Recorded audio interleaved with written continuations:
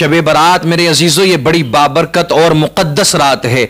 अल्लाह रब्बुल इज़्ज़त के रहमतों अनवार की बारिशें इस रात में हुआ करती हैं। अल्लाह रब्बुल इज़्ज़त अपना फजलो करम इस रात में अपने बंदों पर फरमाता है और मेरे आका फरमाते हैं कि इस रात में कबीला बनु कल्ब की बकरियों के बालों के बराबर अल्लाह रब्बुल इज़्ज़त जहन्नमियों को जहन्नम से निकाल कर जन्नत में दाखिल फरमाता है। अल्लाहु अकबर कबीरा। मेरे अजीजों कितनी मुक़द्दस रात है, कितनी बाबरकत रात है। और याद रखना इस रात को मेरे अजीजों फजूल कामों में ना गुजारा जाए। इस रात को मेरे अजीजों उन कामों में ना गुजारा जाए कि जिसका ना किसी हदीस से कोई सबूत मिलता है, ना कुरानी आयत से कोई सबूत मिलता है। फजूल कामों में इस रात को ना गुजारा जाए। बस एक बात आप समझ लें, इस रात का जो मकसद है सिर्फ एक है कि अल्लाह की इबादत करके अल्लाह को राजी करना है, कसरत से अल्लाह की इबादत करना है, अल्लाह की बारगाह में सजदा करना है,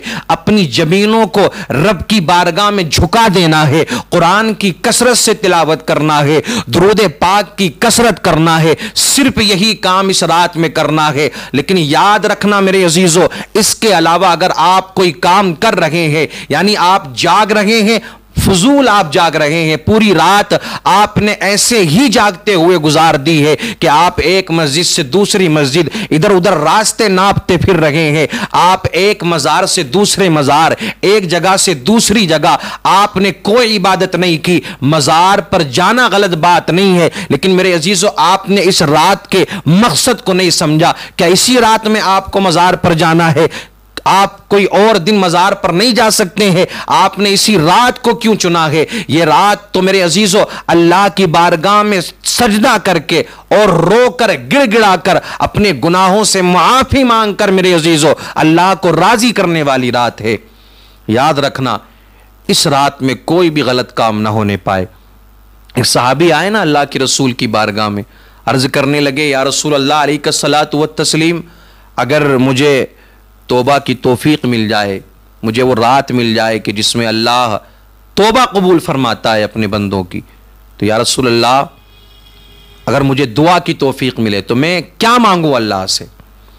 अल्लाह से मैं क्या मांगू, क्या दुआ मांगू? आज भी मेरे अजीजों यही सवाल होते हैं ना, जब भी ऐसी मुक़द्दस रातें या फिर मुक़द्दस अय्याम आते हैं तो लोग सवाल करते हैं फिर उलमा से, अइम्मा इकराम से कि क्या किया जाए, क्या नहीं किया जाए। सवाल होते हैं इस तरह के मेरे अजीजों। सहाबी अर्ज करने लगे, या रसूल अल्लाह क्या मांगा जाए अल्लाह से? तो मेरे आका इरशाद फरमाते हैं, जब भी तुम्हें यह रात मिले, यह मुक़द्दस रात तुम्हारी जिंदगी में आए, तो अल्लाह से चार चीजें मांगना।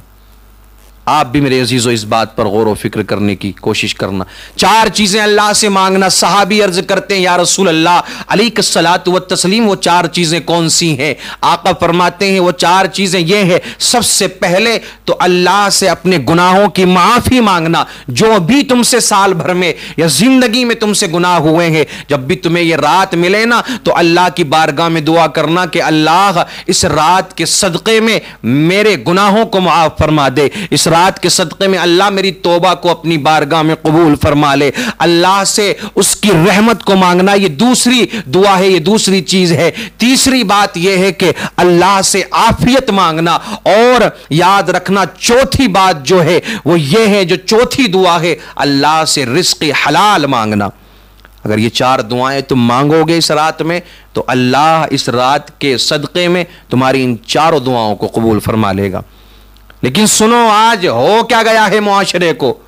आज मुआशरे के अंदर इतनी लोगों ने खुराफात जोड़ रखी हैं, इतनी जोड़ रखी हैं कि जिनका ना किसी शरीयत से कोई ताल्लुक है, ना शरीयत मुस्तफ़ा से कोई ताल्लुक है, ना कुरान से कोई ताल्लुक, ना हदीस से कोई ताल्लुक।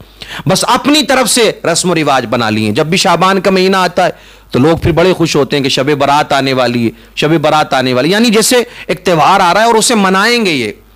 और फिर मनाने का अंदाज देखें आप, बच्चों को पैसे दिए जाते हैं।